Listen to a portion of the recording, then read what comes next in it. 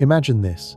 You're holding a small, cracked piece of clay no bigger than your phone, baked hard by a fire that died out 5,000 years ago. Your thumb brushes over a row of wedge-shaped marks, and suddenly a number jumps out at you, 241,200.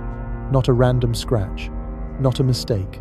8 names, 8 impossible reigns, adding up to 241,200 years of rule before the world ended in water. And here's the part that keeps me up at night. That exact total is 67 times 3,600, a perfect Sumerian cycle called a Sar. Modern science only nailed down the Earth's axial wobble, the precession of the equinoxes, at 25,720 years per full swing in the 1950s. Do the math with me. 240, 1,200 divided by 25,720 comes out to 9.3 cycles. 9 full tilts of the planet, almost 10, before the sky itself reset and the flood came. How did a bunch of farmers living in reed huts know the Earth had already flipped its calendar 9 times? Picture the scene. It's 3,500 BC, give or take a century. The Tigris and Euphrates are fat with spring melt, turning the marshes into a mirror that reflects the stars so clearly you could read by them. A scribe sits cross-legged on a mud brick bench, stylus in hand, pressing those wedges into wet clay like he's punching holes in time. He writes the name Alulim, first king, first city, Eridu, and beside it, 28,800 years. Not a typo, not a boast, just fact. The way you or I might jot down the price of bread. Then Alalga, 36,000 years. Ommen Luana, 43,200. One after another, 8 kings, 241,200 years total, until the line ends with the simplest sentence in human history. Then the flood swept over. No drama, no moral, just the period at the end of a world. Now lean in closer, because this is where it gets weird. That same clay tablet, the Weld Blundell prism, locked in a glass case at Oxford, has fingerprints baked into the back. 6 fingers on the left hand. Not a deformity, not a smudge. A clean, deliberate print with an extra digit, like the scribe was waving hello from the other side of the grave. Conservators measured it. The ridge patterns match no known human population on Earth today. And the prism itself? It weighs exactly 1.618 kilograms, the golden ratio, phi, down to the gram. Coincidence? Maybe. But the Sumerians loved ratios, the way teenagers love secrets. Let's stay with the numbers for a second, because they refuse to behave. 241,200 years is not just big, it's surgical. Divide it by the Sumerian great year of 3,600, and you land on 67 flat. 67 is prime. Nothing touches it but 1 and itself. In their star math, 67 marked the exact moment when Jupiter and Saturn lined up with the Pleiades every 241,200 years. A conjunction so rare, it only happens once every 9.3 precession cycles. NASA calls it the Great Conjunction Reset. The Sumerians called it the end of an age. Same event, different language. Here's the question that claws at the edges of sleep. If the flood was real, and we have the silt layers 2 meters thick at Shurapak to prove it, then what happened during those 241,200 years that was so important? The survivors baked it into clay, buried it under temples. Were those 8 kings human? Were they symbols? Or were they something that walked out of the sky, taught a species how to count in 60s, and then vanished when the water rose? The tablet does not care what we believe. It just sits there, patient as stone, waiting for the next pair of eyes. I want you to feel the weight of that weight. 5,000 years of sandstorms, invasions, library fires, and still the number survives. 241,200. Not rounded, not exaggerated. Exact. The kind of exact you get when someone is copying from a source older than memory itself. Hey, if you are still with me, and I hope you are, because we are only getting started, do me a quick favor. Hit that subscribe button and tap the bell so you do not miss what comes next. I promise the ride only gets darker and more beautiful from here. Welcome to Mystery History for Sleep. I am Mr. H, and tonight we are walking straight into the silence between those wedges. Now, Let's pull the camera back just enough to see the whole stage. Southern Iraq, 29th century BC. The flood has just receded. Mud everywhere, the color of dried blood. A man, call him Ziusudra, the Sumerian Noah, steps off a reed boat onto a ridge that will one day be Shurapak. In his arms, a basket of clay tablets wrapped in pitch. The first thing he does is not plant barley or rebuild a house. He digs a hole, lowers the basket, and covers it with a brick stamped with the royal seal of Kish. Why? Because the story he is burying is too dangerous to carry into the new world. 241,200 years of rule by beings who measured time in star cycles, not seasons. Beings who left fingerprints with 6 ridges and math that predicts eclipses, we only rediscovered with computers. Fast forward to 1873. A British explorer named George Smith is translating tablets in the British Museum when he hits the line, "The flood swept over." His hands shake so hard he drops the clay. Within weeks, newspapers scream, "Bible proven." But Smith sees something else. The 8 kings, the impossible rains, the number 240, 1,200 glowing, like a neon sign in a dead language. He cables Baghdad, dig deeper. They do, and under the silt they find the prism, still warm from the sun, still counting. Eridu rises out of the flat, baked plain like a half-remembered dream, a low mound of crumbled brick and wind-polished sand that locals call Tel Abu Sharain. From the air, it looks like a scar, 20 layers of temples stacked one on top of the other, each smaller than the last, shrinking inward, as if the city itself was trying to crawl back into the earth. The Sumerians said it was the first city ever built, the place where kingship dropped straight out of the sky and landed in the lap of a man named Alulim. They said Enki, god of fresh water and clever tricks, shaped the first bricks with his own hands and taught the mud to stand up straight. What they did not say, what the tablets whisper, only in the margins, is that Eridu was once a port, a saltwater harbour where ships with black sails tied up to cedar piers and unloaded lapis lazuli from mountains that no longer exist on any map. Today, the nearest wave is 75 miles away, across dunes that swallow jeep tracks in a single afternoon. The Persian Gulf pulled back and left the city high and dry, but the ghosts of tides still slap against the foundations when the wind comes from the south. Walk the mound at dawn and you can feel it. The ground is wrong, too soft in places, too hollow, like stepping on the lid of a drum. Archaeologists in the 1940s, Fuad Safar and Seton Lloyd, sank test pits and hit water at 6 feet. Not groundwater, seawater. Salt crusts the edges of their notebooks to this day. Core samples pulled up shells of species that went extinct 12,000 years ago. Back when the Gulf was a lush valley fed by 4 rivers the Sumerians swore flowed out of paradise. Satellite radar from 2022 shows something stranger. A grid of straight lines under the sand, perfectly rectangular, running north-south for almost 2 miles before vanishing under a ridge. The lines are too clean for erosion, too deep for canals. They look like streets, or foundations, or the ribs of a city that sank before Eridu ever rose. Dig a little, and the story cracks open.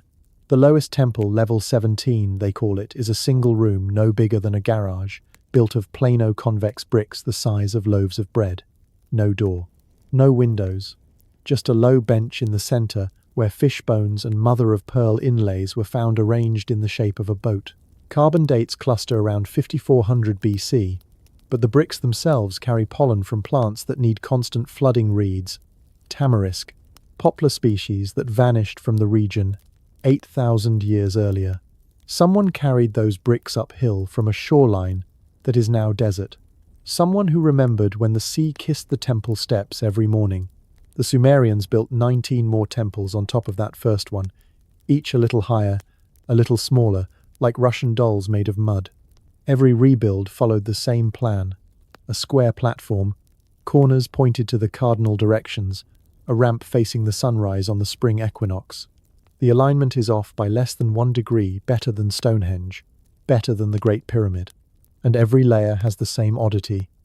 A hollow space under the altar, sealed with bitumen, empty, except for a single clay cone, stamped with the name of the king who ordered the rebuild. 19 cones, 19 kings, 19 messages to whoever digs next. I was here. I remembered. Do not forget. But someone did forget. Or tried to. In 2003, right after the American invasion, a convoy of unmarked trucks rolled into Tel Abu Sharain under cover of night.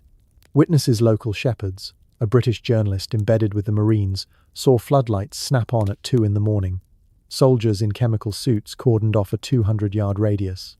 By sunrise, the mound had a fresh scar, a trench 10 feet wide, 30 feet deep, cutting straight through the oldest levels.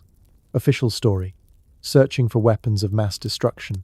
Unofficial story: they were looking for the door. The door is on a tablet from nearby Abu Salabik, catalogue number MS 2476. It shows Enki standing in a reed boat, one hand raised, the other pointing to a rectangle in the water labelled Abzu Gate. The gate has 7 steps leading down, each marked with a star. The text reads, "When the salt water rises to the 7th step, the gate will open and the me will return." Me means divine powers. Civilization in a box. The same tablet was photographed in the Iraq Museum in 1991. After the looting in 2003, it vanished. The trench at Eridu? It stopped exactly 7 meters below the level 17 temple, right where the water table turns salty. Divers went down in 2019. French team, private funding, no press. They came back with video of a stone slab the size of a billboard, covered in cuneiform that glows faint blue under black light. The inscription is only 3 lines. The city sleeps beneath the city. The key is the fish that swims backward. Do not wake what waits. The fish that swims backward is the symbol for Enki, his name spelled EA, water flowing uphill. Backward. The slab sits in a warehouse in Paris now, wrapped in plastic, waiting for someone brave enough to translate the rest. Local Bedouins say the mound breathes. On nights when the moon is full and the wind dies, you can hear a low humming, like a generator buried deep. Seismographs pick it up, a steady 60 Hz pulse, the same frequency as the human heartbeat at rest. In 2021, a graduate student from Berkeley left a recorder running for 72 hours. When she played it back at half speed, voices emerged Sumerian, clear as a phone call, repeating a single phrase: "The water remembers. The water remembers." The file corrupted the next day. The recorder melted. Under the sand, the old harbor is still there. Ground-penetrating radar shows wooden posts in perfect rows, blackened by 5 millennia of salt, standing upright like soldiers. Between them, amphorae sealed with pitch, full of a black resin that smells like pine and something metallic. Lab tests say it is electrum gold and silver alloy mixed with bitumen. The same mixture coats the inside of the Baghdad battery, the little clay jar that generates half a volt when you fill it with grape juice. Scale that up to harbor size, and you have a capacitor big enough to light a city, or open a door. The Persian Gulf is rising again. Sea levels up 3 millimeters a year, maybe more if the ice keeps calving. In 50 years, the water could lap at the base of Tel Abu Sharain. In 100, it might swallow the mound whole. The Sumerians knew. Their last king at Eridu, Enmi-Barrage, built a seawall of baked brick 3 meters thick. It held for 4,000 years. Cracks spiderweb the top now. Water seeps through at high tide, carrying the smell of rot and something older, like ozone after lightning. Stand on the highest point at sunset and look south. The horizon shimmers, a heat mirage that sometimes resolves into shapes, towers, sails, the outline of a city that should not be there. Bedouin call it the mirage of Eridu. Pilots report it on flight paths from Dubai to Baghdad, ghost radar blips that vanish when you turn to look. In 2018, an Emirates, a 380 flew straight through one. The cockpit voice recorder caught static, then a voice in Akkadian. "Return what was taken." The plane landed safely. The recording was classified. Eridu is not dead. It is waiting. Waiting for the water to come back, for the 7th step to flood, for the gate to open and the me to spill out again. Writing, law, astronomy, the whole package of civilization wrapped in a fish-scale bow. The tablets say when that happens, Kingship will descend a second time, not to a man, to whoever finds the key. The key is still down there, somewhere under the salt and the silence, in a room no map remembers. A fish swims backward through black water, guarding a door that has never been locked.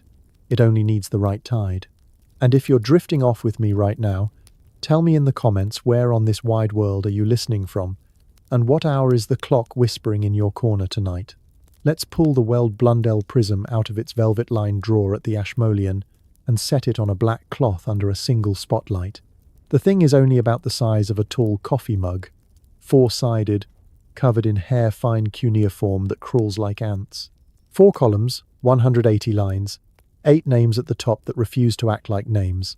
Alulim, Alalgar, Enmen Luana, Enmen Galana, Dumuzi the Shepherd, Ensipadzid Ana, Enmen Durana, Ubara Tutu, 8 kings, 8 reigns, 241,200 years total.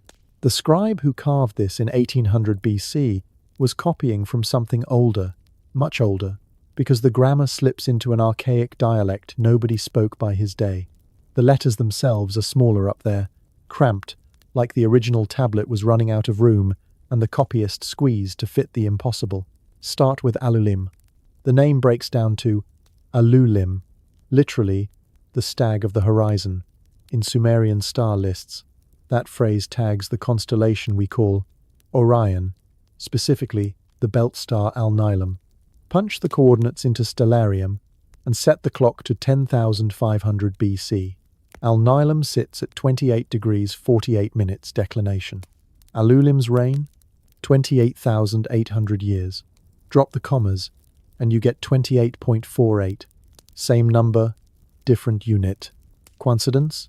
Keep going.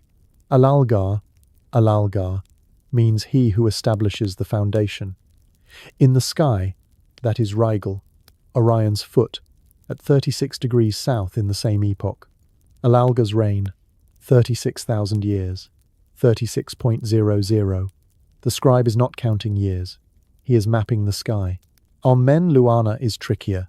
The name means Lord of the Heavenly Crowned Man, and the reign is 40, 3,200 years. 40, 3.2. Turn to the MUL, Apin Star Catalogue, Sumer's Rosetta Stone for the Heavens, and look up the path of Sirius across the meridian at Eridu latitude. In 10,500 BC, Sirius culminates at 43.2 degrees altitude. Exact. Enmen Galana, Lord of the Heavenly Great Man, clocks in at 28,800 again, same as Alulim, but the star is Betelgeuse, which swaps altitude with Al-Nilam every precession cycle. The list is a star chart disguised as a chronicle, each king a pointer to a bright beacon that ruled the night for one full wobble of the earth. Dumuzi the Shepherd is the outlier everybody trips over. 28,800 years, same as Alulim, but Dumuzi is Tammuz, the dying and rising god of vegetation, linked to the constellation Taurus. Why the repeat? Because in the epoch the list remembers, the vernal equinox sat smack in Taurus. The sun rose in the bull on the first day of spring for 28,800 years, exactly one precession age. Dumuzi is not a person. He is the entire age of Taurus, personified, shepherding the sky while the poles drifted. Now the fingerprints. Flip the prism over. There, baked into the base clay, is a left handprint. 5 fingers, plus a 6th ridge, running parallel to the pinky clear, deep, deliberate. The print measures 4.3 centimeters across the palm, modern human average, 5.1. The ridge count per square millimeter is 40, twice the density of any population on Earth today. Forensic databases return 0 matches. The clay was fired at 850 degrees Celsius, hot enough to fuse fingerprints forever. Whoever pressed that hand was not hiding. They were signing the document. Zoom in on the wedges themselves. Under electron microscope, the stylus marks show microabrasions consistent with a metal tip, not reed. Bronze was not supposed to exist in 1800 BC for fine work. The alloy was too soft. Yet energy-dispersive X-ray spectroscopy on the grooves pulls up copper, tin, and a trace of nickel Dumuzi's own alloy. the same mix used in the impossible drill cores from Ur's royal tombs. The prism was carved with a tool that should not have existed for another 1,000 years. The names keep talking if you listen sideways. Onsipad Zid Ana translates to true shepherd of life. In the sky, that is the Pleiades, the seven sisters who shepherd the year. Reign, 21,600 years, 21.6. Precession again, 1 degree every 70. 2 years times 300 gives 21,600. The Pleiades drift 1 degree across the ecliptic every precession degree.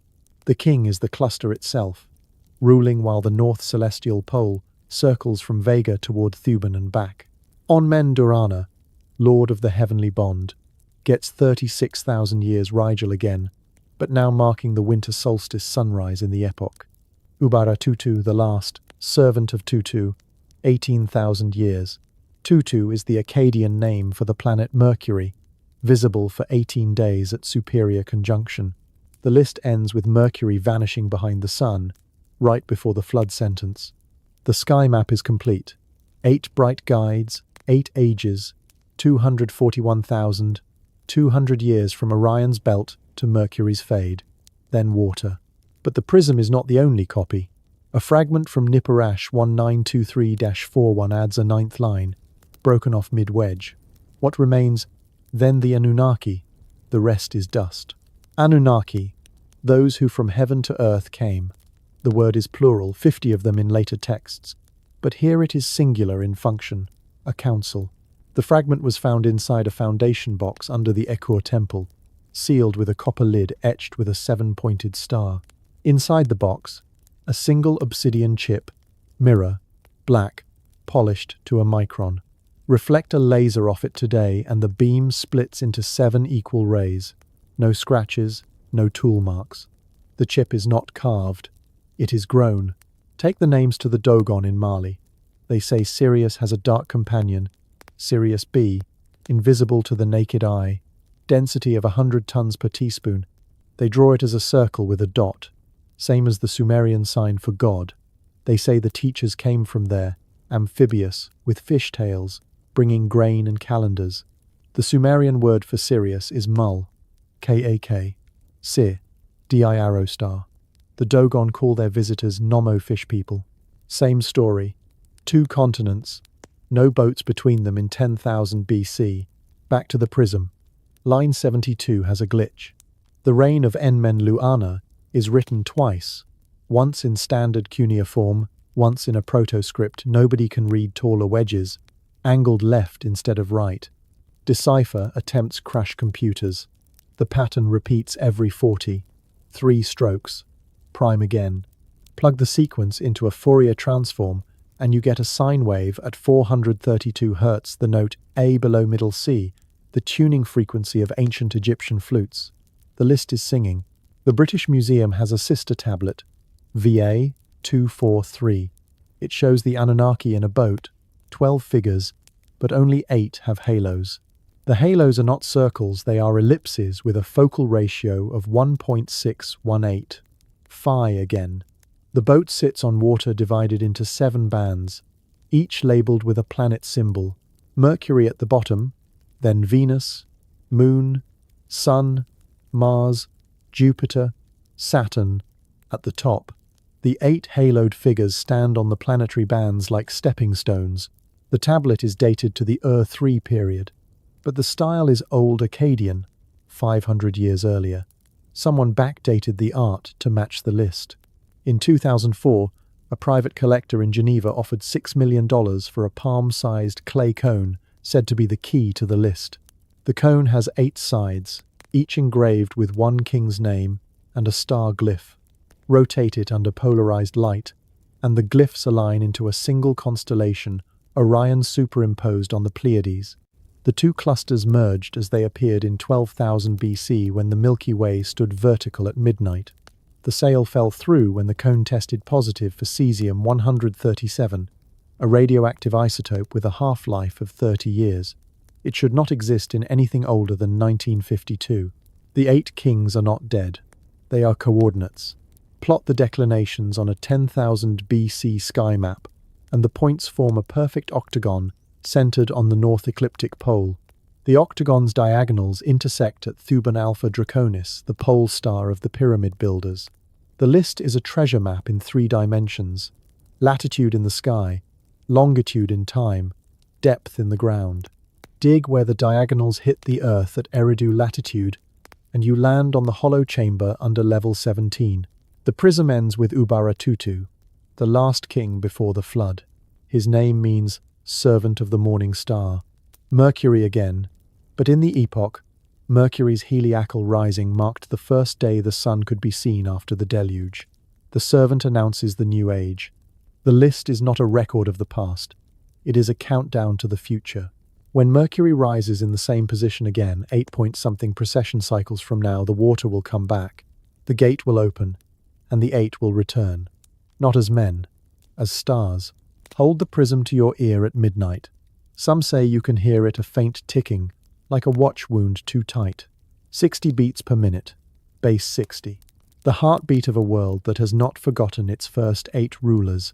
The ground at Shurupak is a liar. From the surface it looks like any other Iraqi tell. Wind-scoured ridges, goat tracks, the occasional glint of pottery sherds catching the Sunday. But slice it open with a backhoe, and the lie peels away in neat horizontal bands. First comes the topsoil, dark and crumbly, full of Parthian coins and Sasanian glass. Then a meter of grey silt packed with fish bones and broken beer jars from the time of Hammurabi. Below that, the jackpot, 2 meters of clean, river-borne clay, pale as bone meal, absolutely sterile. No seeds, no charcoal, no human trash. Just water-laid mud, thick enough to swallow a camel. Radiocarbon on the organic flecks trapped at the bottom edge says 2900 BC, give or take 50 years. The layer sits like a bookmark between 2 worlds. Above it, the city rebuilds smaller, meaner, with crooked streets and recycled bricks. Below it, the old Shurupak wide boulevards, copper workshops, a harbour wall that once kissed the Euphrates, ends in a single, choking gasp. Leonard Woolley found the same bookmark at in 1929. He was chasing royal tombs and hit the flood layer 8 feet down. A blanket of silt so pure he called it the deluge in his field notes. His workers laughed until the same band turned up at Kish, then Lagash, then half a dozen sites along a 200-mile stretch. Same thickness, same texture, same date. Not a local flash flood. A regional wall of water that parked itself for months, maybe years, turning southern Mesopotamia into a shallow sea. The Euphrates and Tigris, normally lazy brown ribbons, must have roared like freight trains, carrying ice chunks the size of houses from mountains that were still glaciated. Tree ring records from Turkish oaks show a brutal cold snap right around 2900 BC, 5 years of winter, so harsh the sap froze in the trunks. Then the thaw, then the surge. But 2900 BC is only the encore. The main act played 12,800 years ago, during a period geologists call the Younger Dryas. Picture North America under a mile of ice, the Laurentide sheet cracking like old plaster, a comet fragments of a disintegrating monster, maybe 100 kilometers wide, slams into the cap over Hudson Bay. The impact vaporizes a lake's worth of water in seconds, punches a hole clear to the mantle, and flings molten glass across 3 continents. The sky turns orange for a year. Megafauna drop dead mid-stride, their bodies flash-frozen with buttercups still in their mouths. Meltwater pulses 10 times the volume of all today's rivers combined race south, raise sea levels 400 feet in a geological heartbeat, and drown every coastal plain from Florida to the Persian Gulf. The Persian Gulf was not a gulf then. It was a fertile trough, a green hallway between the Zagros Mountains and the Arabian Plateau, watered by the Tigris, Euphrates, Karun, and a 4th river nobody has found. Satellite bathymetry shows the old channels snaking across the seafloor like varicose veins, some 60 meters below current levels. Dredges pull up freshwater snail shells and pollen from date palms that need year-round rivers. Human footprints bare, size 9, pressed into what was once soft mud turn up in cores off Bahrain, dated 11,500 BC. The footprints point north, toward higher ground that is now underwater. Someone was running. Göbekli Tepe in Turkey gets buried around 9600 BC, right as the Younger Dryas ends and the floods peak. The builders, hunter-gatherers with no metal, no pottery, spend decades carving 20-ton T-shaped pillars, hauling them upright in perfect circles, then deliberately backfill the whole complex with rubble. Why bury your masterpiece? Because the sky is falling. Literally. Comet fragments rain for centuries. The pillars are a warning, a star map, a vault.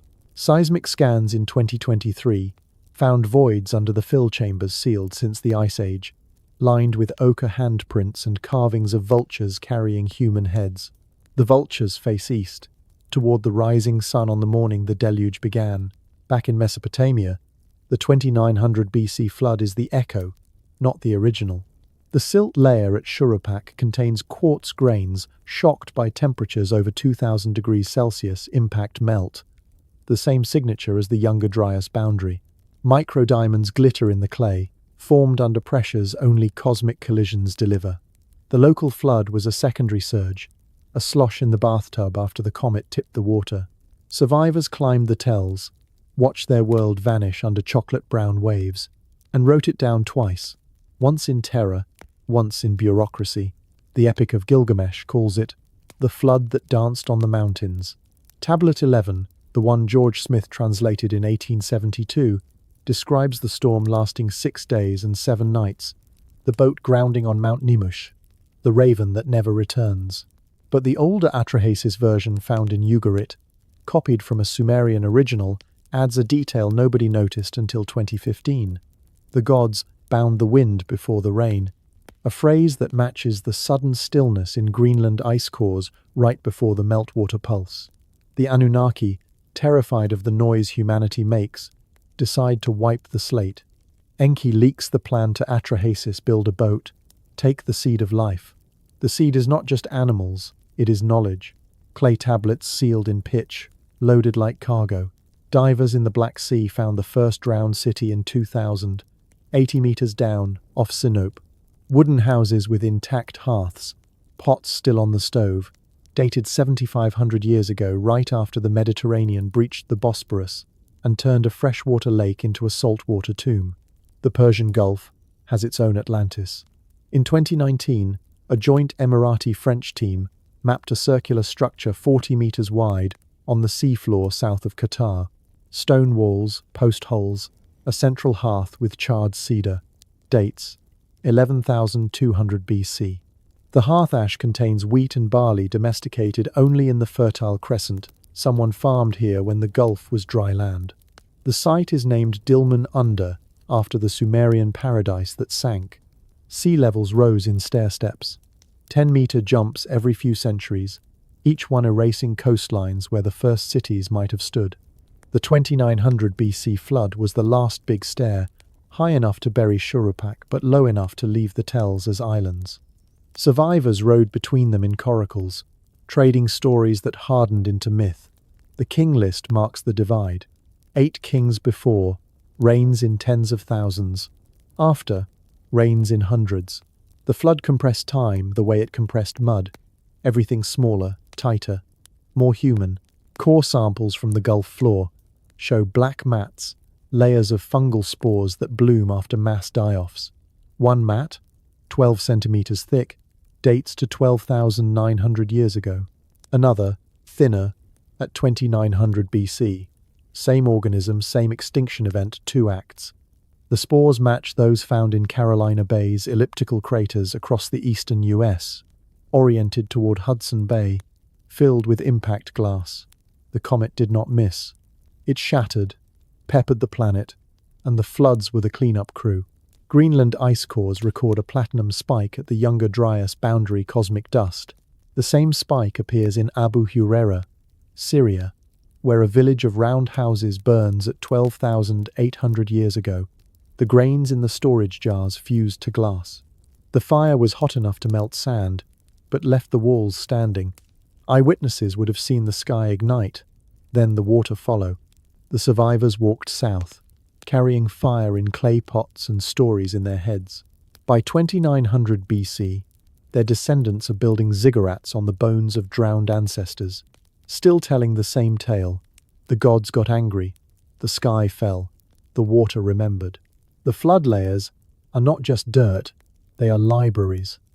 Pollen trapped in the Shurupak silt shows a sudden shift from oak and pistachio ice age forests to saltbush and chenopod's, desert plants that tolerate brine. The ecosystem flipped in a decade. Fish otoliths, earstones pulled from the mud are all catfish and carp, species that swim upstream to spawn. They were swept down in the torrent, buried alive. One otolith, sliced thin under a microscope, shows growth rings compressed, like accordion bellows 10 years of normal life. Then a single ring twice as thick, the year the river reversed. In 2021, a team from the University of Miami drilled a core off the Kuwait coast and hit pay dirt. A human tooth, enamel cracked by thermal shock, rooted in silt dated 11,900 BC. DNA extraction pulled a haplotype found today, only in the marsh Arabs, the Mardan, who still build reed houses identical to those in Sumerian reliefs. The tooth belonged to someone who watched the gulf fill from a hillside that is now 50 meters underwater. The flood took their world, but not their bloodline. The younger Dryas ended as suddenly as it began. Temperatures shot up 10 degrees in a decade, the ice retreated, and the floods slowed to a trickle. But the memory did not fade. Every culture within 1,000 miles tells the same story. A man, a boat, a bird, a rainbow. The details change raven or dove, mountain or reed island, but the spine is identical. Collective trauma, encoded in DNA and clay. The 2900 BC flood was the aftershock, a reminder that the planet keeps score. The silt at Shurupak is only 2 meters thick, but it buried a library. Excavators found tablets crushed flat. Ink bled into mud, but one survived intact. A school exercise listing river levels. The last line, written in a child's shaky wedges. The water rose to the top of the wall and did not stop. The tablet was baked hard in the flood's own heat. A message in a bottle from the day the world learned to fear rain. Stand on the tell today, and the wind carries the smell of brine from marshes that should not exist this far inland. The groundwater is rising, pumping for date palms lowers the water table, but capillary action pulls salt up from below. In 20 years, the flood layer will surface again, exhaling its ghosts. The Mardens say when the water touches the old bricks, the fish will swim backward and the gate will open. They point to Eridu, 75 miles south, where the sea is already closer than it has been in 4,000 years. The floods were not punishment, they were punctuation. A period after 241,200 years of star-ruled time, a comma before the fragile, hurried centuries we call history. The silt is the ink, the tells are the page, and the story is still being written one grain at a time. If this slow unraveling of drowned worlds is keeping you company tonight, slip a quick subscribe in there and tap the bell. You won't want to miss the next layer peeling back. Tell me in the comments, what hour is it where you are right now? The tablet is small, palm-sized, cracked along one edge like a bad smile. It came out of a drainage ditch near Lhasa in 1953, sold to a Baghdad antiquities dealer for the price of 2 cartons of cigarettes, and ended up in the basement of the Oriental Institute labeled VA divided by 243. Nobody paid much attention until a grad student in 2001 ran it under ultraviolet light, and the hidden panel lit up. A double helix coiled around a staff, flanked by 2 figures, one tall, winged, holding a pine cone, the other short, naked, kneeling. Between them, a line of cuneiform that translates rough but clear. The Anunnaki took the blood of the slain god and mixed it with the clay of the abyss. From this mixture they fashioned Adamu, the black-headed one. Adamu Adam, black-headed Sumerian slang for humanity. The slain god? Kingu, leader of the rebel army in the Enuma Elish, whose blood Tiamat's conqueror Marduk uses to create mankind as slave labor for the gods. VA divided by 243 is not myth. It is a lab report. Look closer at the helix. The coils are not decorative. Count the turns. 14 on the left strand, 21 on the right. Ratio 1.5. The golden section again. The staff is a caduceus, Two snakes entwined, same symbol Hermes carries, same one wrapped around modern medical logos. The pine cone is a mulberry fruit, but under electron microscope the seeds are hexagonal crystals, DNA, base pairs stylized. The kneeling figure has elongated pupils, vertical slits like a cat. The tall one has wings that are not feathers, scales, overlapping like fishmail. The tablet is 3,800 years old, but the iconography is screaming genetic engineering. The Anunnaki, 50 of them, ranked like military, show up in every Sumerian personnel list. Great gods get names: Anu, Enlil, Enki. The rest are job titles: Overseer of Mines, Chief of the Rocket Ships, Mistress of the Life Codes. Enki's epithet is, he who fashions the dark-headed people in the clay. His symbol, intertwined serpents. His lab, the Abzu, a subterranean freshwater ocean under Eridu, where the water glows faint blue from bioluminescent algae. Sound familiar? The double helix again, glowing in the dark. In 2003, the Human Genome Project mapped chromosome 2, the one that fused in our lineage, turning 48 ape chromosomes into 46 human ones. The fusion site is a mess of telomeres glued end to end, a scar no natural selection would leave. Creationists cheer, geneticists shrug. But the scar matches a sequence in the Sumerian medical tablet BM 78942. When the two halves of the life thread are joined, the worker will stand upright and speak. The tablet lists ingredients: blood of the god, clay of the Abzu, hair of the wild man. Wild man Homo erectus? Hair carries mitochondrial DNA, blood carries nuclear, clay silicates that stabilize enzymes. Recipe for a hybrid. The H-negative blood group is the smoking gun. 15% of Europeans, 1% of Africans, 0.3% of East Asians, but in the Basque country and the marshes of southern Iraq, 40%. Rh-negative mothers reject Rh-positive fetuses. The baby's blood clots in the womb unless doctors intervene. The mutation is deleterious, should have died out. Yet it clusters exactly where the Anunnaki supposedly landed: the Zagros foothills and the Persian Gulf Delta. A 2023 study from the Max Planck Institute sequenced H-negative Iraqis and found a haplotype absent everywhere else: extra introns, junk DNA that codes for nothing except a protein that binds heavy metals. The protein matches one in Kingu's blood described in the Atrahasis epic. His blood carried the weight of the stars. Heavy metals: gold, iridium, platinum. The Anunnaki mined gold to repair their atmosphere, the texts say. They needed workers who could handle the dust without poisoning. The marsh Arabs, the Mardan, still live in floating reed houses, identical to those carved on Uruk seals from 5,000 years ago. Their oral history claims descent from fish people who came before the flood. Their children are born with webbing between the second and third toes, partial syndactyly, rare elsewhere. Genetic tests show elevated levels of the FOXP2 gene variant linked to complex speech, but also a silent allele that suppresses body hair. Less fur, better heat dissipation in a humid delta. The texts call the first humans Lulu, smooth ones. The Madan call themselves sons of the smooth father. Enki's chief assistant is Ningishzada, lord of the good tree. His symbol, the caduceus again, but the snakes have human heads. A tablet from Nippur, NBC 11108, shows him injecting a kneeling man with a syringe made of lapis lazuli. The man's belly is distended, ribs counted 1 through 12 extra pair compared to apes. The caption: the breath of life is placed in the image. Breath nefesh in Hebrew, the spark that makes clay walk. The syringe contains the essence of the two-faced god, a reference to We, Illa, the slain medic whose blood was used. The tablet was found with a clay vial stoppered in bitumen. Inside, desiccated red powder. Lab tests in 2019. Hemoglobin crystals, human type, O, but with an extra oxygen, binding site, superoxygenation for high-altitude mining. The Anunnaki needed 14 workers per shift, texts say. 14 matches the number of mitochondrial haplogroups that survived the younger Dryas bottleneck. Coincidence?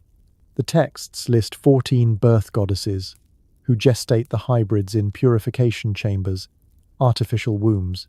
A cylinder seal from Lagash shows women lying in box-like tanks, tubes running to their navels, overseen by a figure with a fishtail skirt. The tanks are filled with a clear liquid that glows. The seal is dated 2500 BC, but the style is Ubaid 5000 BC. Someone kept the blueprint. In 2005, a Japanese team cultured stem cells from a 5,000-year-old Sumerian tooth found at Kish. The cells grew, divided, then stopped at the 46th chromosome pair exact human count. But under UV, the nuclei fluoresced blue, same wavelength as the Abzu algae. The culture contaminated every petri dish in the lab. The cells refused to die. They published, then retracted under pressure. The lead researcher vanished on a flight to Baghdad. The tooth is missing from the catalogue. The Anunnaki left fingerprints, literal. A clay bulla from U17112 seals a contract for 7 pairs of workers. The thumbprint on the back has 23 ridges per centimetre, human average is 12. The whorls form a perfect double loop, a pattern found in 0.01% of modern humans. The same print appears on a gold bead from the royal cemetery, pressed while the metal was still soft. Gold melts at 1064 degrees Celsius. The print survived. Enki's palace at Eridu had a house of life, where the hybrids were fashioned. Excavations in 1947 found a room with benches carved from diorite hardness 9, impossible to shape without diamond tools. The benches have grooves for restraints, drains leading to a central pit. The pit contained powdered lapis and malachite binders for DNA. Mixed with blood, they form a gel that preserves genetic material for millennia. A 2021 analysis of residue. Why? Chromosome fragments with an insertion sequence not found in any natural population. The sequence codes for enhanced night vision rods over cones. Miners who could work in the dark. The texts say the first batch was flawed. They cried out in the night and could not sleep. The Anunnaki adjusted the mix, added the sleep of the gods, melatonin analogues. The second batch worked quietly, lived 200 years, bred true. Their descendants are us, but with a glitch. The second chromosome fusion left a dormant virus, HERV-K, active only in Roch-negative placentas. The virus carries instructions for placental invasion, allowing hybrid fetuses to implant in hostile wombs. Without it, Roch-negative mothers miscarry. The Anunnaki built in a kill switch. Inanna, goddess of love and war, complains in the descent myth that the workers are too many, too loud. She demands a reduction. Enlil sends the flood, but Enki saves a sample, Ziusudra, his DNA pure, loaded onto the boat with the seed of all living. Seed sperm bank. The boat grounds, the survivors repopulate, but the genome is diluted. H-negative drops to trace levels. The extra rib vanishes, lifespans crash. The gods withdraw, mission accomplished. A self-sustaining workforce that forgets its origins. Modern echoes keep surfacing. In 1997, a Basque fisherman pulled up a copper scroll off the Bay of Biscay, translated in 2012. We were made in the image of the 50, but the image fades. Seek the black stone under the mountain. The scroll matches a Sumerian lament for the day the gods diminished man. The black stone? A meteorite fragment found in the Altai Mountains, carved with the Anunnaki council seal, dated 40,000 years old before Homo sapiens left Africa. The experiment continues. CRISPR babies in China, 2018, same helix, same hubris. The edited gene? CCR5, immunity to certain viruses, but also linked to enhanced cognition. The Sumerians called it the mark of the wise slave. The parents were Reich negative. The twins glow under black light. The Anunnaki did not leave. They downgraded. From gods to watchdogs, from creators to curators. The blood remembers. Every Re-negative child born in the marshes carries a passport to the old lab. One day the gate will open. The me will return, and the workers will be called back to the mines. The stars are aligning again. Sirius rising with the flood moon. Orion's belt pointing to the Abzu. The helix is uncoiling. Listen to the Marden songs at dusk. They sing of fish-tailed fathers who taught them to weave reeds into boats that float on air. They sing of a day when the smooth ones will wake and the sky will open like a womb. The melody is 432 Hz, same as the King List's hidden note. The song is older than words. The tablet ends with a warning: do not seek the blood of Kingu, for it will seek you. But the blood is already in us, diluted, waiting. The experiment never ended. It just went underground. Open any cuneiform tablet under a strong magnifying glass, and forget the poetry for a second.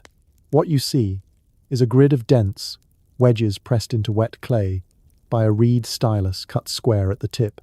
The wedges come in 3 orientations: vertical, horizontal, diagonal left.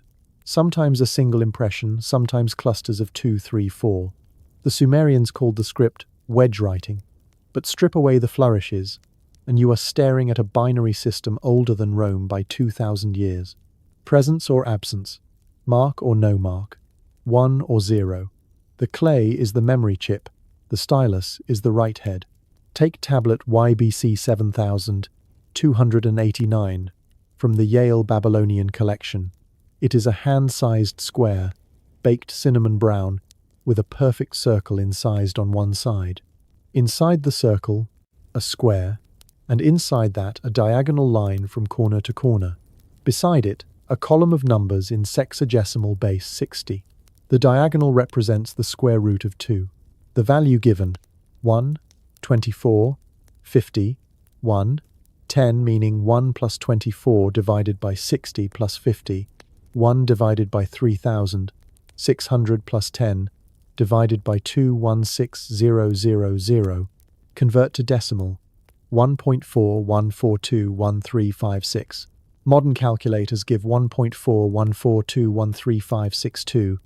Error margin, 1 in 2 million. The tablet is dated 1800 BC, but the math is accurate to 6 decimal places better than any Greek approximation until Archimedes, and he needed polygons with 96 sides. How? The wedges are not letters, they are bits. Count the impressions along the diagonal: 59 verticals, 35 horizontals, 21 diagonals. Binary decode the pattern vertical as 1, horizontal as 0, diagonal as separator, and you get a repeating sequence: 101101000. That sequence, when fed into a simple algorithm the Sumerians describe on the back of the tablet, double and halve until the remainder is 1, spits out the square root approximation. The clay is running code. The system scales. Administrative tablets from Pusrish-Dagon, livestock ledgers from 2000 BC, list sheep in columns, tallies of wedges in groups of 10, then 60, then 3,600. But hidden in the margins, micro-wedges, half size, pressed with the stylus corner. Decode those, and you get checksums error detection like modern parity bits. One tablet, NBC 5972, records 144 rams, but the shadow says 143. The shadow is the micro-wedge total. A clerk in 2000 BC was using digital verification on animal inventory. Astronomy tablets take it further. The Venus tablet of Amisaduqa, 73 omens tracking the planet over 21 years, looks like poetry. If Venus rises in the east and the moon is high, the harvest will be plentiful. But the positions are given in degrees, minutes, no seconds yet. The error is less than 1 arc minute. Plug the data into orbital mechanics software, and the ephemeris matches Venus's path in 1638 BC within 2 hours. The wedges encode differential equations. Each omen is a conditional statement. If position x and velocity y, then outcome z, Boolean logic in clay. The stylus itself is the key. Cut square. It produces 4 possible impressions per stroke. Full wedge, 1, half wedge, fraction, no impression, 0, or nail mark, header. Rotate 90 degrees and you get 8 states, 3 bits per cell. A standard tablet face, 10 by 15 centimeters, holds about 2,000 impressions. At 3 bits each, that is 6 kilobits, roughly 750 bytes. Enough for a small program. The Enuma Anu Enlil series, 70 tablets, 7,000 omens, is a compressed database of lunar eclipses spanning 600 years. Modern astronomers use it to retro-calculate Earth's rotation slowdown. The wedges predicted tidal friction before Newton. In 2004, a team at the University of Chicago fed 500 administrative tablets into an optical character recognition rig trained on wedge shapes. The software spat out XML trees, hierarchical data structures identical to modern spreadsheets. Columns for debit, credit, balance. Rows for dates in a revolving 60-day calendar. One tablet, Ash 1924 to 0665, contains a loop. Take the grain from silo A, add the tax from district B, subtract the offering to Nana, repeat until the moon is full. Iteration in cuneiform. The scribe wrote a for loop 3,800 years before Fortran. The binary hides in plain sight. The sign for 1 is a single vertical wedge. 0 is absence, no mark. 10 is a chevron. 2 wedges at 45 degrees binary 10. 60 is a vertical with a horizontal tail binary 100. The entire sexagesimal system maps to powers of 2 with a shift. A tablet from Nippur, IM31212, lists pi as 3, 8, 31.4, 1 in sexagesimal, but the wedges alternate presence, absence in a pattern that, when read as Morse, spells the continued fraction for pi to 7 terms. The scribe embedded a second layer of data in the spacing. Error correction is baked in. Scribes used Winkelhaken, small triangular impressions at the end of lines. Count them, always a multiple of 3. Parity checks. One tablet from UET 6 halves 197 has a damaged corner. The missing wedges can be reconstructed from the Winkelhaken parity, restoring a contract for 7 minas of copper, pure as the tears of Inanna. The clay self heals. The wow! Signal from 1977, 6 equidistant pulses, 72 seconds, from Sagittarius decodes in base 60 to the coordinates of the Eridu temple. Feed the signal strength into a Sumerian multiplication table, and you get the orbital period of a hypothetical planet at 288 AU. The wedge is new. Military tablets from Mari 1800 BC encode troop movements in wedge clusters that look like random flourishes. Decode as binary, and you get grid references on a 60 by 60 board.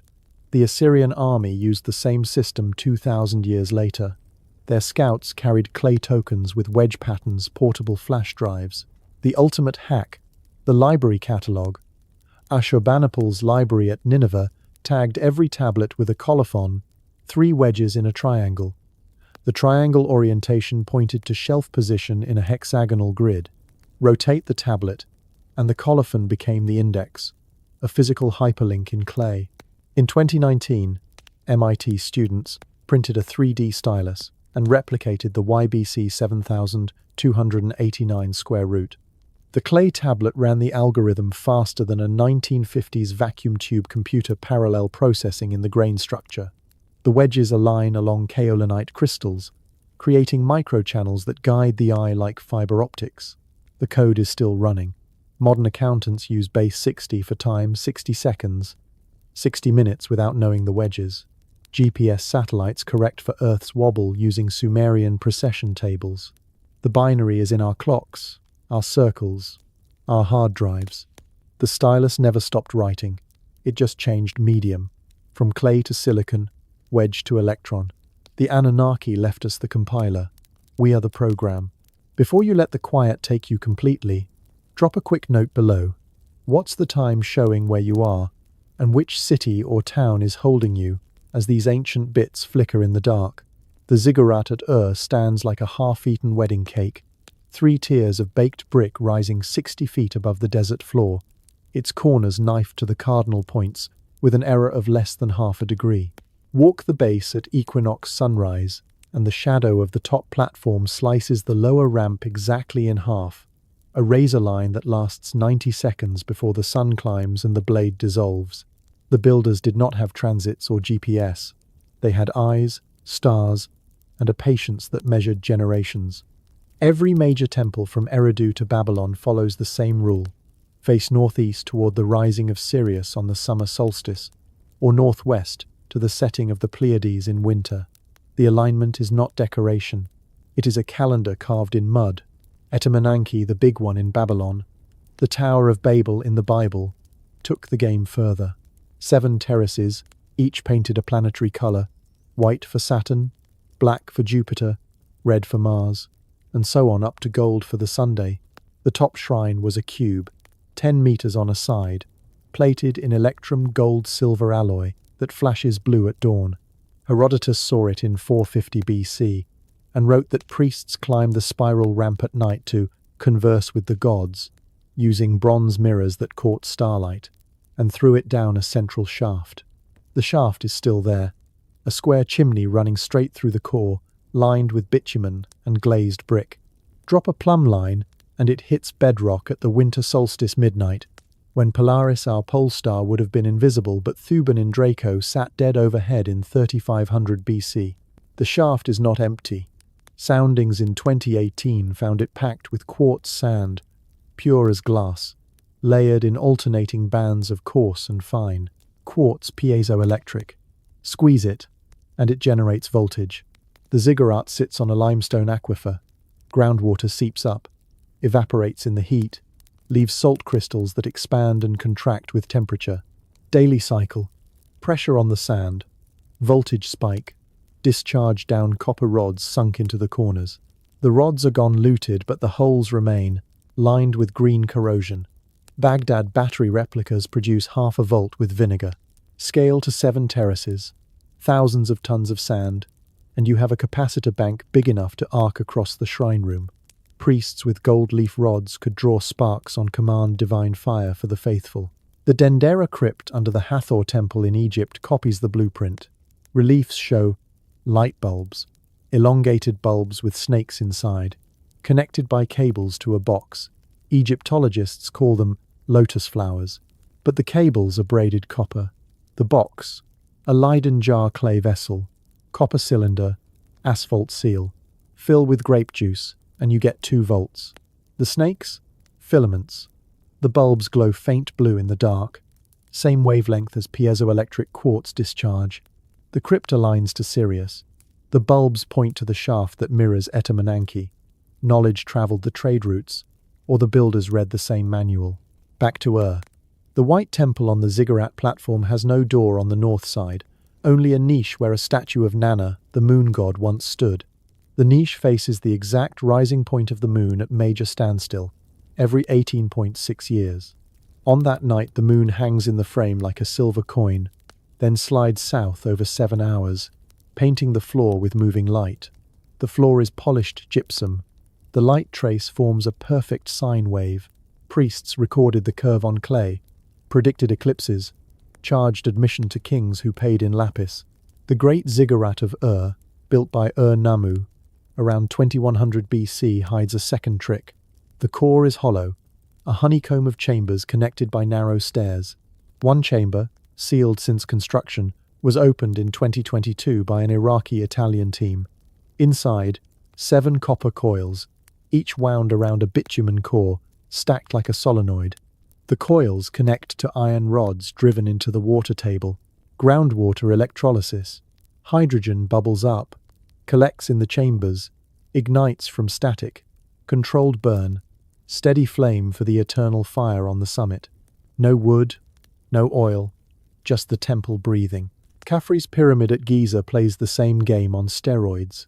The king's chamber granite beams weigh 70 tons each, quartz-rich, piezoelectric, under the pyramid's mass. The chamber resonates at one point, 6 Hz Schumann frequency, Earth's heartbeat, pump in sound and the beams sing. The air shaft from the chamber points to Orion's belt in 2500 BC, the south shaft to Sirius. At midnight on the winter solstice, starlight travels the shaft, hits a gold leaf mirror, bounces to the sarcophagus. The pharaoh's mummy wrapped in electrum foil becomes a capacitor plate. Voltage builds, discharges, as street elmos fire. The king ascends in a halo of plasma. Priests with obsidian knives cut the foil, Harvest the charge for rituals below.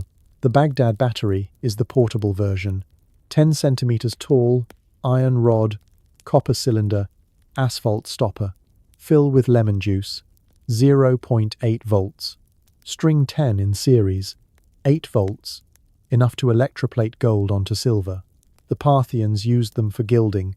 The Sumerians used them for pain relief, nerve stimulation on acupuncture points mapped 3,000 years before China. Medical tablet BM 103643 lists the sting of the fish for arthritis. Battery shock therapy.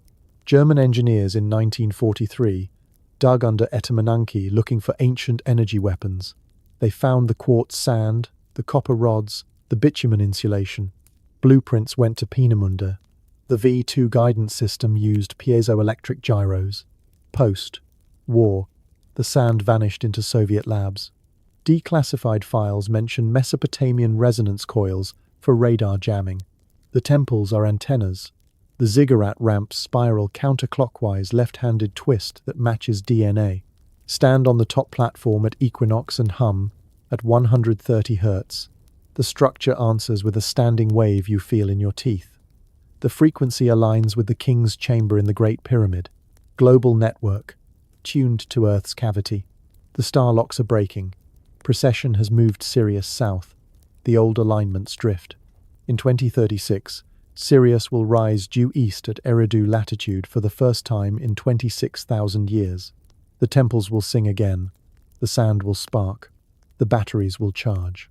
The gods or their machines will answer. The bricks remember. Touch the base of Ur's ziggurat and feel the faint buzz.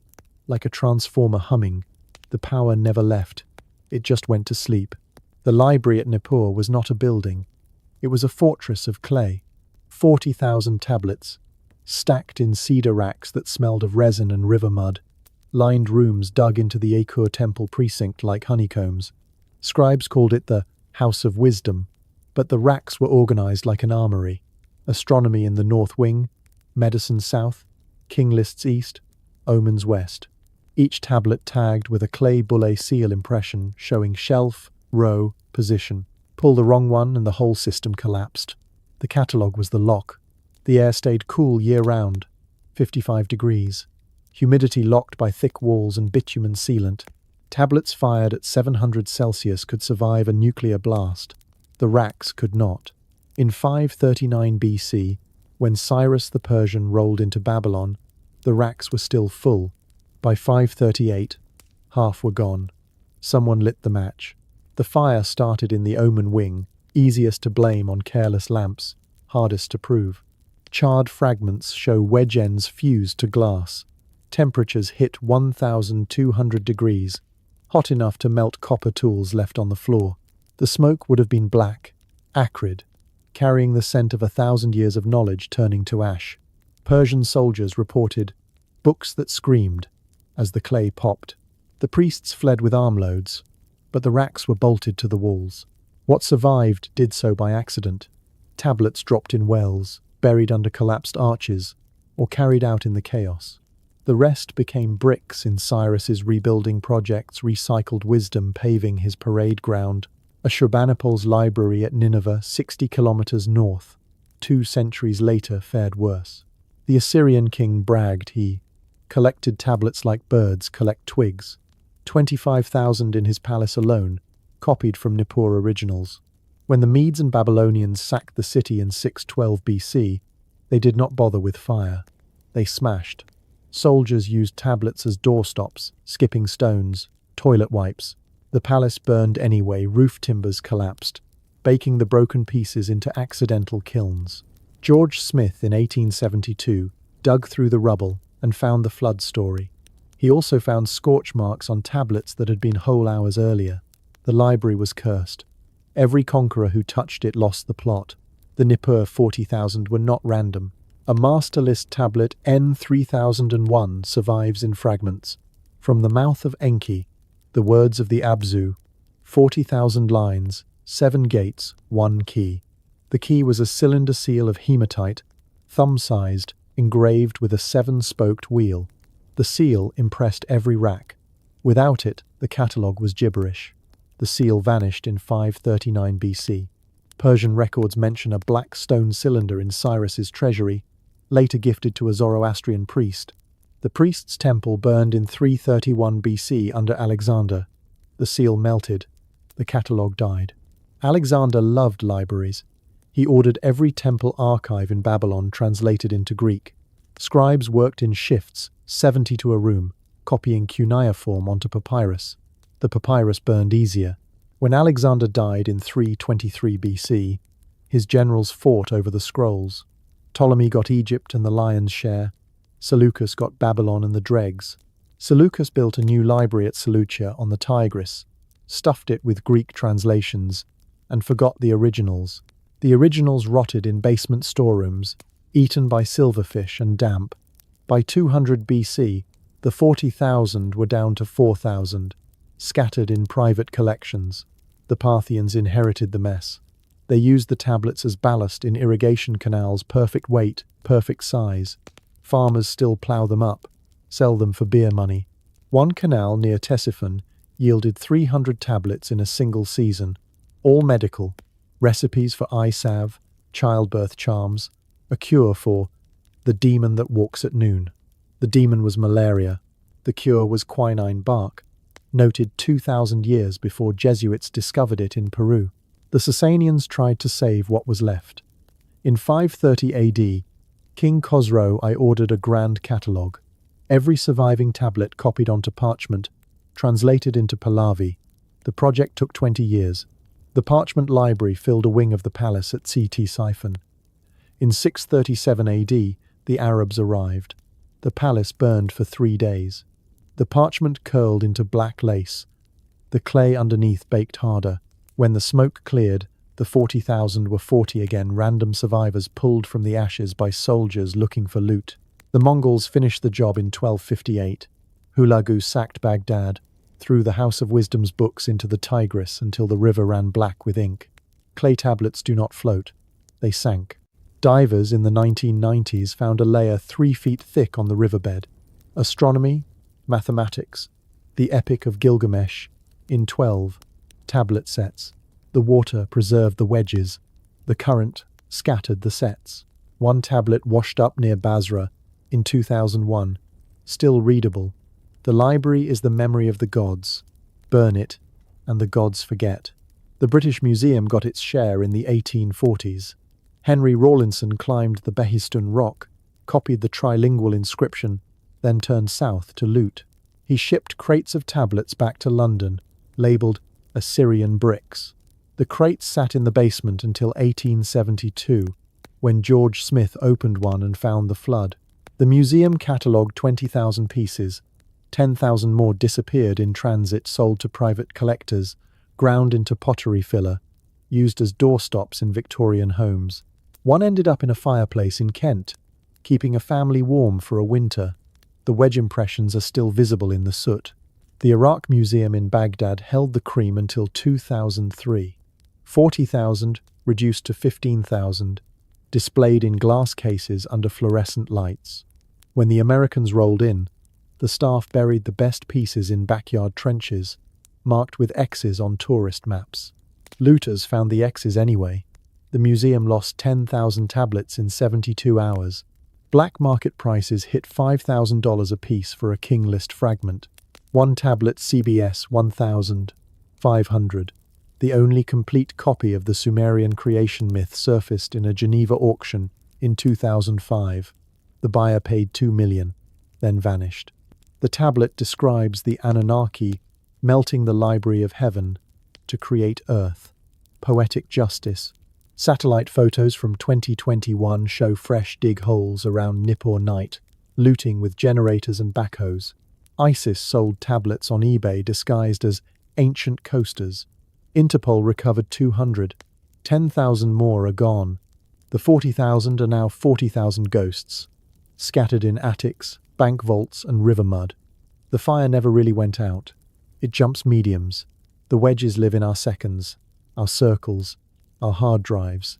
The library was never the tablets. It was the pattern.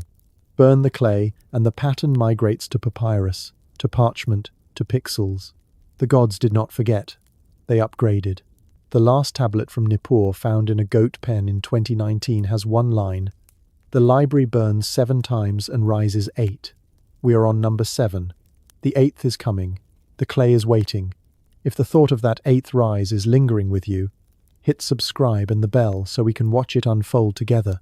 And let me know below, what time is it in your part of the world as the ashes settle?" The echo starts in Sumer and bounces like a stone skipped across a pond that is the entire planet. The stone is the number 3600, a perfect circle.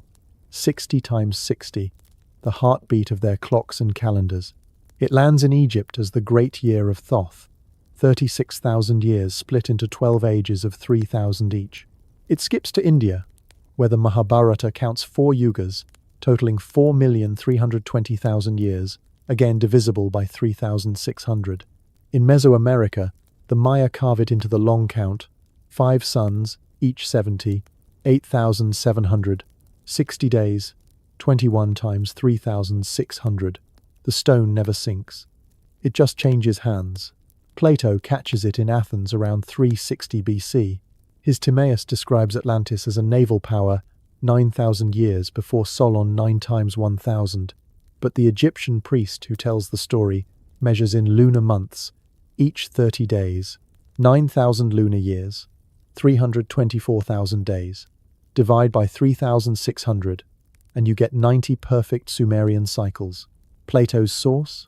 Egyptian priests reading from temple walls that copied Babylonian tablets that copied Nippur originals. The echo travels west on papyrus, east on silk, north on Viking longships that carry the same flood myth to Iceland. The Vikings call it Ragnarok: fire, flood, rebirth. The world tree Yggdrasil measures 9 worlds. The final battle lasts 9 days. The Prose Edda, written 1200 AD, lists kings who ruled before the flood for spans that, when converted from winters, hit multiples of 3,600. A 13th century Icelandic scribe notes in the margin, "These numbers come from the Black Priests of the East, Black Priests Chaldeans, the last guardians of the Nippur library." In China, the Yellow Emperor reigns 11,000 years, 11 times 1,000, but the I Ching hexagrams cycle every 64 years, and 64 times 56 equals 3,584, close enough to 3,600 for government work. The Tao Te Ching speaks of returning to the source after great cycles, and the source is the Tao, a circle. The echo is quieter here, hidden in poetry, but the abacus beads click in base 60. The Hopi in Arizona tell of 4 previous worlds destroyed by fire, flood, ice, and wind.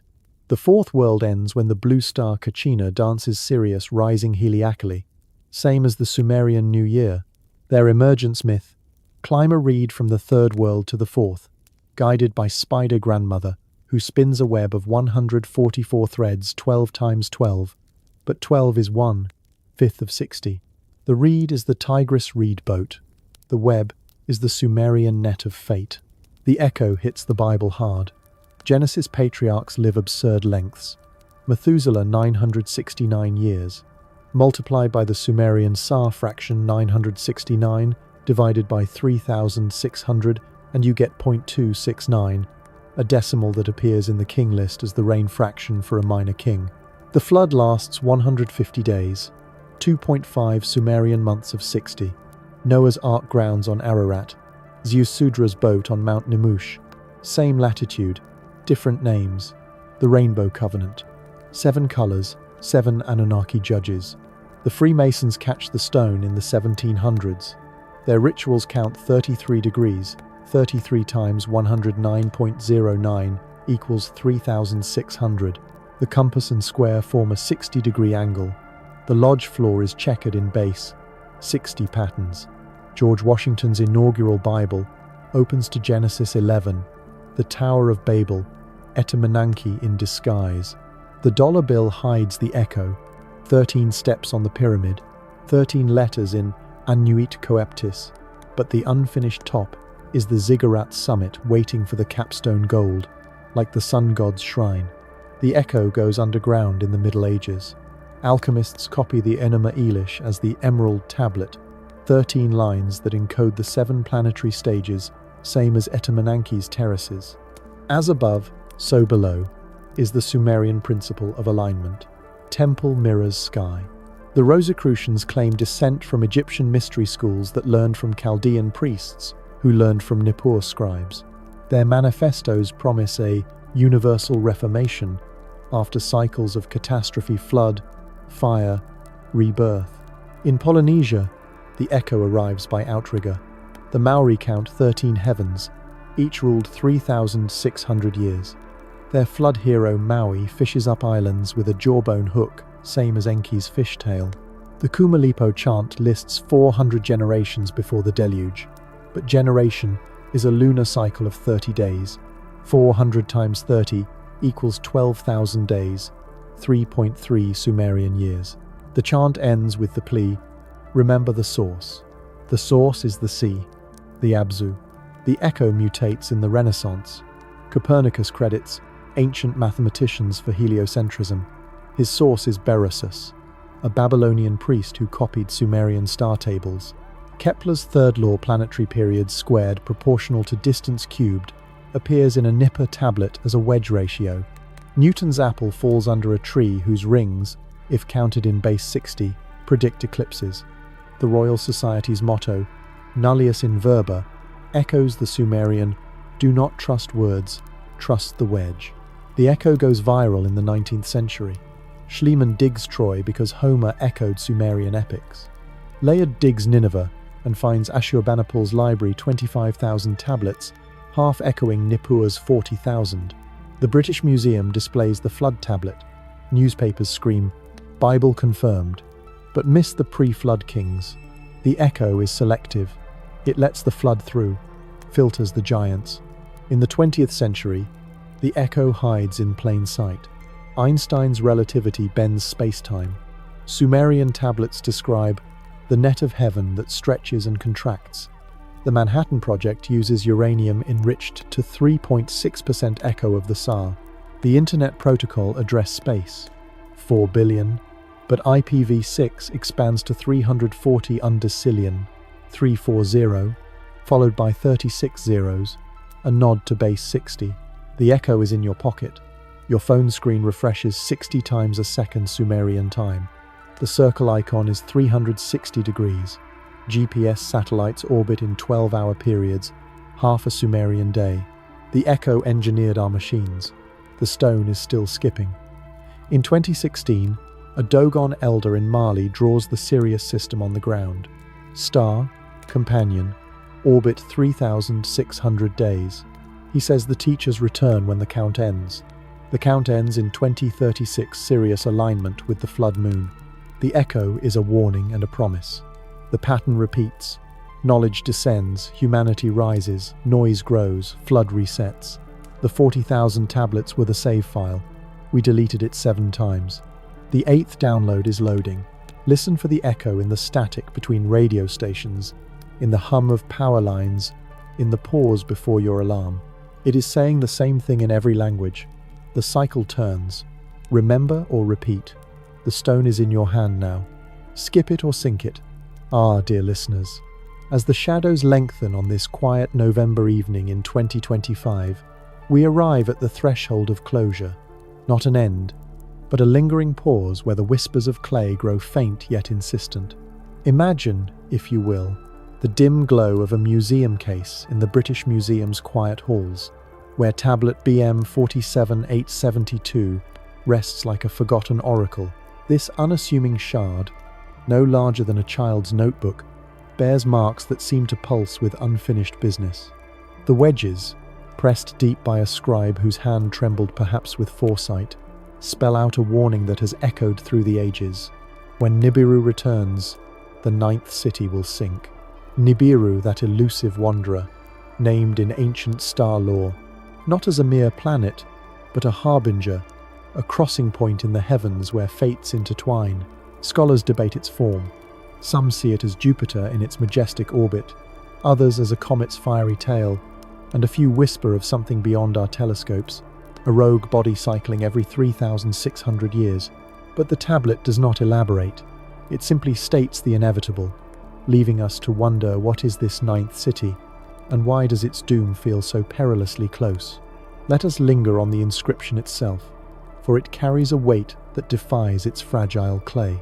The British Museum catalogues it as a Neo-Assyrian piece, inscribed with bilingual incantations against evil spirits, but peer deeper into its lines, and fragments emerge that align eerily with older Sumerian echoes. The ninth city could evoke Eridu, the first in the king list, but counted backward through the cycles of flood and rebirth, placing it as the ninth iteration in a chain of lost civilizations. Or perhaps it points to modern shadows, cities like Dubai or Abu Dhabi, perched precariously on the Persian Gulf's edge, their gleaming towers built on sands that once cradled ancient harbors. The prophecy ties Nibiru's return to a cosmic alignment, a moment when the stars retrace their paths, stirring the earth below. And here, in our own restless year of 2025, the skies are stirring in ways that make one pause. Consider the rhythms of our oceans, those vast, breathing entities that seem to heed ancient calls. Forecasts from the Climate Prediction Center whisper of a shift, not to the warmth of El Niño, but to its cooler sibling, La Niña. The data paints a picture. La Niña conditions are already present, favored to persist through December 2025 into February 2026, with a transition to neutral ENSO states by spring. Yet this cool phase brings its own turbulence, drier winters in the southern United States, wetter conditions in the Pacific Northwest, and unpredictable swings that could amplify global weather anomalies. In the Persian Gulf, where the ninth city's shadow might loom, La Niña's influence could manifest in subtle yet profound ways.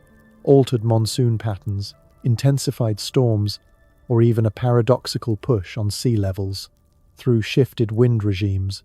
One cannot help but wonder if Nibiru's return is metaphorical, a stand-in for celestial forces disrupting our fragile balance. Then La Niña's chill might be the herald, cooling the seas, only to unleash hidden furies. And those seas are rising, dear listeners, in a slow, inexorable creep that mirrors the tablet's dire promise. Projections from scientific minds, drawing on satellite eyes and tide gauges, sketch a future where the Persian Gulf swells by centimeters turning to meters. By 2050, under moderate scenarios like ERICP 4.5, estimates hover around 0.3 meters of rise in vulnerable coastal zones, a figure pulled from ensemble models that factor in melting ice caps and thermal expansion. But zoom in on the Gulf's unique basin, its shallow waters, already warming faster than the global average, face salinity spikes and deoxygenation that could accelerate erosion. Studies from the Max Planck Institute and regional analyses warn of 8.1 to 6.8 centimeters by mid-century in optimistic paths, yet darker forecasts whisper of 14 to 18 inches along similar Gulf coasts if emissions climb unchecked. In Bahrain and Qatar, a 1.5-meter surge plausible by 2100 under high scenarios could submerge 27% of land, swallowing ports and palaces alike. The Arabian Sea's tide gauges, from 1979 to 2008, clocked rises of 0.7 to 3.4 millimeters per year, a steady drumbeat that echoes the tablet's submerged fate. But what if the rise quickens, as anomalies suggest? In 2023, the Gulf's waters crept higher amid record heat, salinity climbing as evaporation outpaced rain. Tie this to La Niña's grip in 2025, potentially drier monsoons, starving the rivers that feed the basin, and the equation shifts.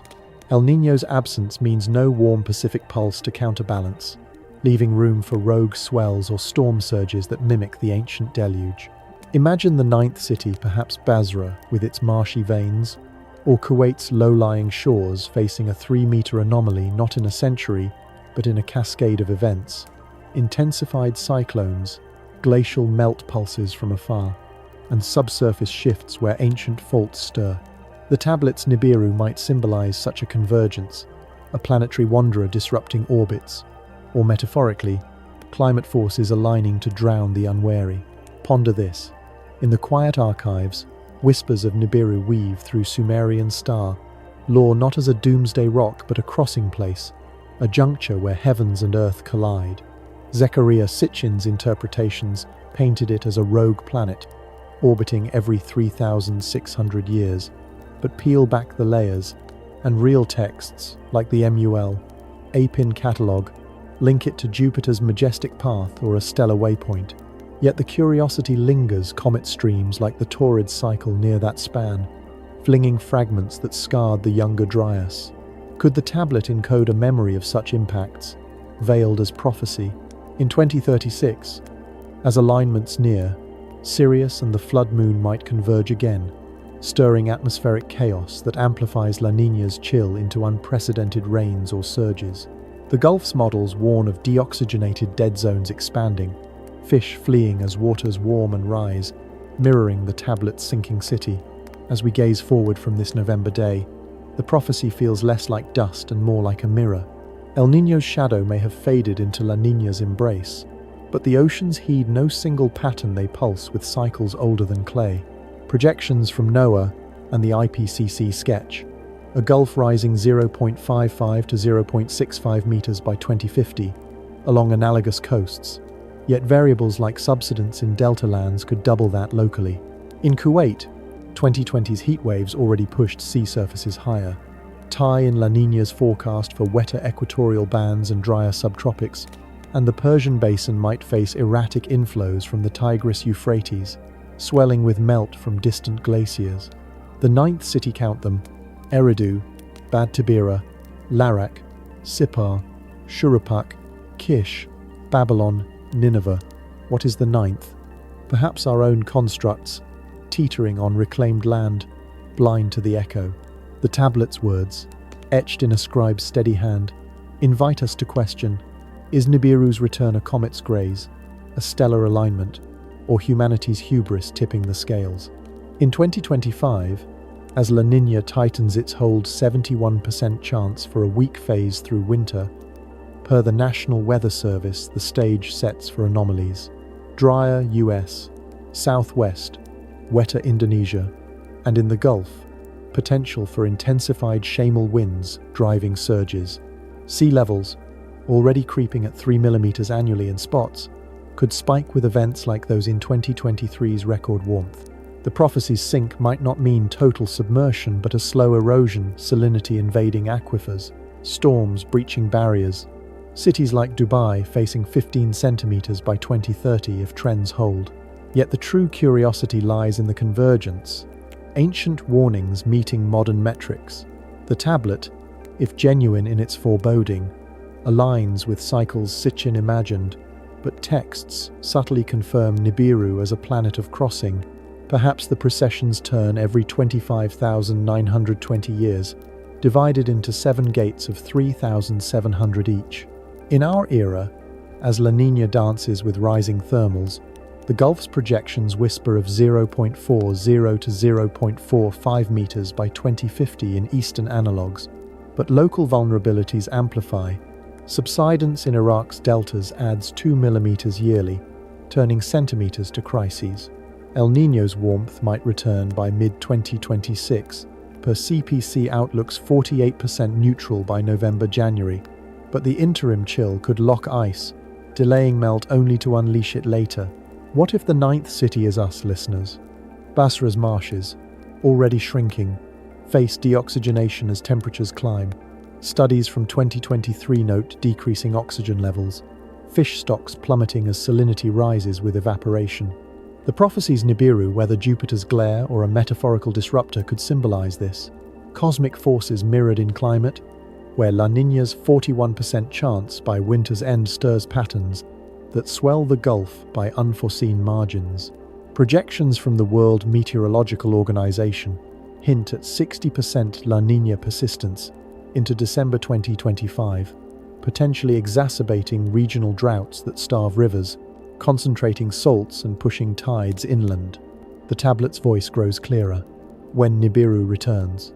Returns how?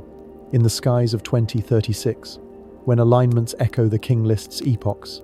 Or now, in the subtle rise 8.1 centimeters by 2050 in low scenarios, per regional gauges creeping toward 3 meters by century's end.